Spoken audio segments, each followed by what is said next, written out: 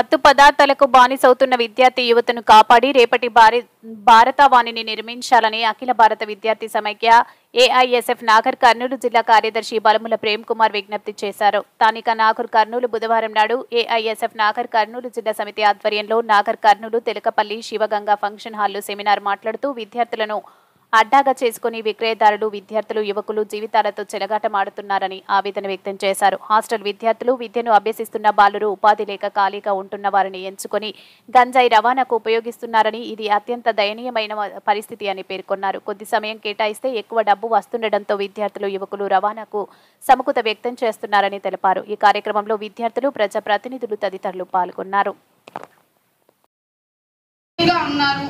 Education ఎప్పుడైనా మనం లైఫ్లో లో అయినప్పుడు, ఎగ్జామ్లో ఫెయిల్ అయినప్పుడు లేదా ఏదైనా బాధలో ఉన్నప్పుడు మాత్రమే ఈ డ్రగ్ అడిక్షన్కి తెలియకుండా తెలిసి అడిక్ట్ అవుతారు చాలా మంది టీనేజ్ వయసులో.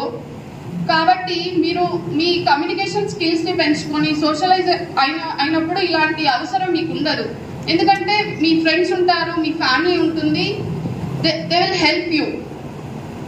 ఇంకా ఒకసారి మీరు డ్రగ్ అడిక్ట్ అయినాక దానివల్ల లాభం ఏముంటుంది? ఒక 1-2 hours వరకు మీరు యుల్ బి లైక్ ఎక్సైట్ అవుతారు, యుల్ బి స్ట్రెస్ ఫ్రీ, అవన్నీ బాగుంటాయి.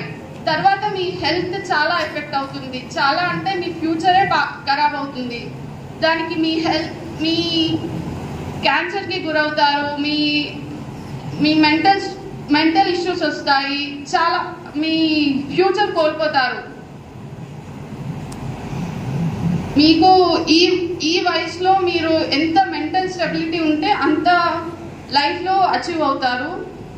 థ్యాంక్ యూ అండి, ఈ అవకాశాన్ని నాకు కల్పించినందుకు.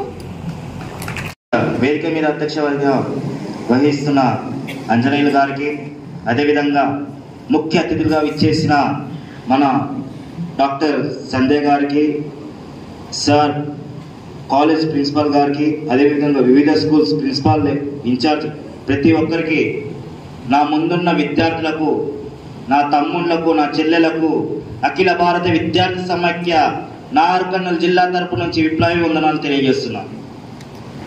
ఎందుకంటే ఈ యొక్క తెలంగాణ రాష్ట్రంలో డ్రగ్స్ విపరీతంగా పెరిగిపోవడం జరిగింది.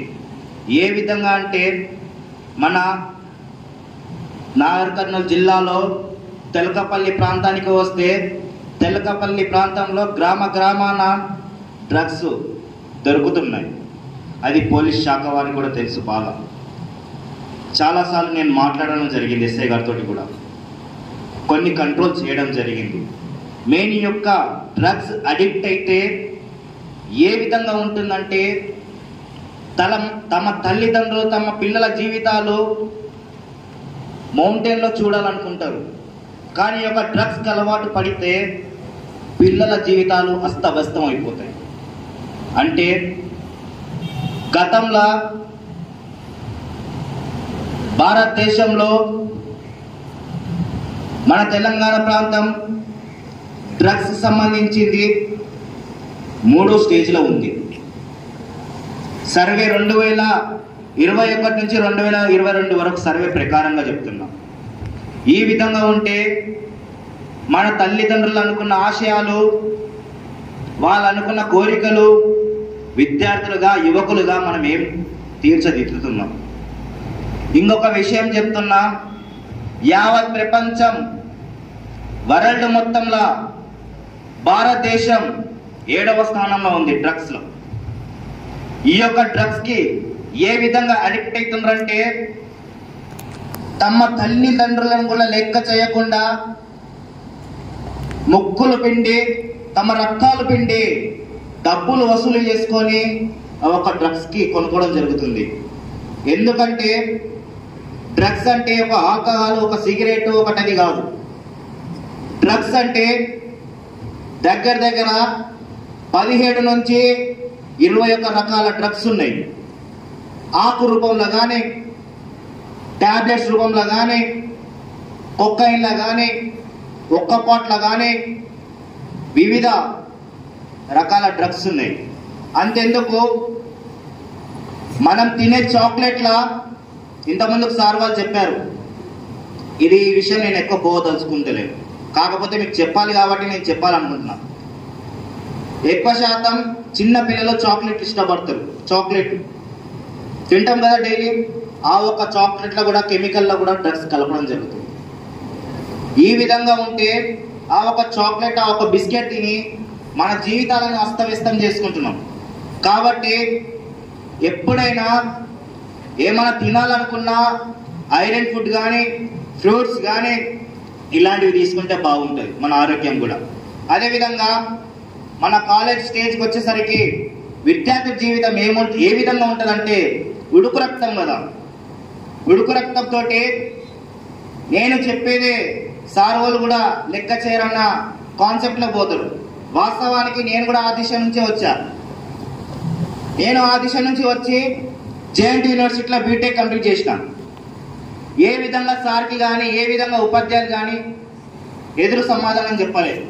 ఎందుకంటే ఎదురు సమాధానం చెప్తే తమ సార్ వాళ్ళు చెప్పాలనుకున్న చదువు కూడా చెప్పలేని పరిస్థితులు ఉంటారు.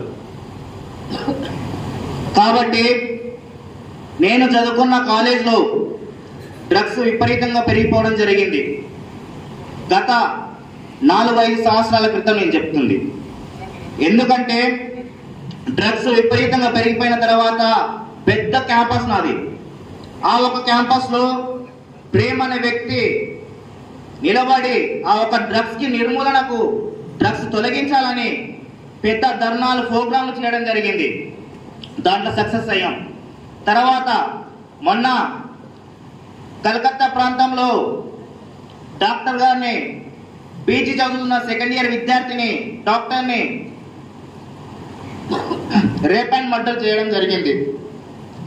ఇది ఏ విధంగా అంటే అక్కడ ఉన్న సంజయ్ అనే వ్యక్తి వివిధ డ్రగ్స్ కలబడబడి, అదేవిధంగా ఒక్కటి చేసింది కాదు, యావత్ గ్యాంగ్ మొత్తం కలిసి చేసింది ఇది. నేను ఈ యొక్క కోల్కతా ప్రాంతానికి కూడా వెళ్ళడం జరిగింది ఈ యొక్క కేసులో.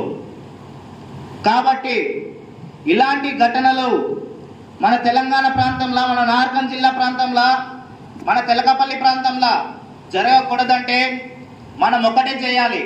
ఏమి చేయాలంటే మనకు ఎక్కడైనా మన అక్కలు కానీ, మన చెల్లెలు కానీ, మన తమ్ముళ్ళు కానీ, మన అన్నలు కానీ ఏదైనా డ్రగ్స్ తీస్తున్నాని సమాచారం ఉంటే మీరు 100కు ఫోన్ కొట్టండి. పోలీస్ శాఖ వాళ్ళు అక్కడనే వచ్చి తక్షణమే వాళ్ళ మీద వివిధ కేసులు పెట్టి స్ప్రెడ్ కాకుండా చూసుకుంటారు. ఎందుకంటే మన ఇళ్ళల్లో చూస్తుంటాం, మన తల్లిదండ్రులు కూడా, మన తండ్రి కూడా మందు తాగకుండా, సిగరెట్ తాగకుండా ఉంటారు. వాస్తవానికి చిన్నపిల్లలు, అరే మా నాన్న సిగరెట్ తాగుతుండు, మందు తాగుతుండు, మరి నేను కూడా ఒకసారి చూడాలి కదా అన్న కోరిక ఒకటి ఆలోచనలో వస్తుంది. వాస్తవానికి వస్తుందా రాదా? ప్రతి ఒక్కరికి వస్తుంది. అంటే మన తల్లిదండ్రులే తప్పు చేస్తుందంటే వాళ్ళకు మీరు గట్టిగా చెప్పండి.